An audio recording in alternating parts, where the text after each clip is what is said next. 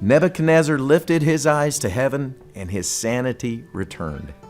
There's an amazing story in the Old Testament about the powerful and prideful Babylonian king named Nebuchadnezzar, who even after witnessing God's miraculous rescue of Shadrach, Meshach, and Abednego from the fiery furnace, he turned his eyes and his heart from recognizing God as the one true king. Eventually, with his pride and his power and his refusal to humble himself before God, he descends into madness and basically goes insane, eating grass like a cow and living like a wild animal.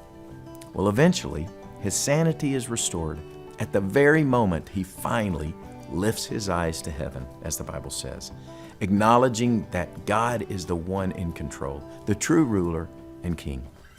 Well, it's that part of the story that I find so powerful and convicting.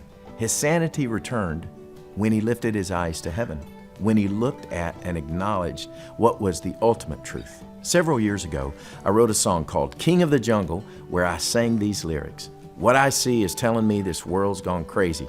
But what is real says God's still on the throne. I'd been watching the news and looking at the world around me at that time, particularly as a father concerned about the world my kids were growing up in, and I was struck with how much chaos and confusion there seemed to be everywhere I looked. Well, as you might imagine, I've thought about that song and those lyrics a lot recently, as our world has seemed to become an even crazier, more chaotic, and more confusing place than ever before, at least in my lifetime. There have never been so many different voices and sources, all vying for our attention, telling us different versions of truth that can leave us feeling hopeless, desperate, and sometimes like we're going crazy. Well, it seems to come down to a matter of where we are looking. Where we set our eyes and our hearts will determine so much about the condition of our mind. And it's simply the most intelligent and sane thing to do to lift our eyes to heavens and look to the one King who is good, faithful, and in control.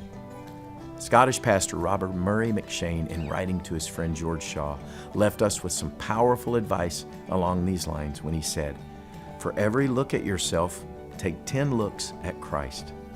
Or in other words, as a songwriter once said, for every look at the jungle out there, take 10 looks at the King of the Jungle.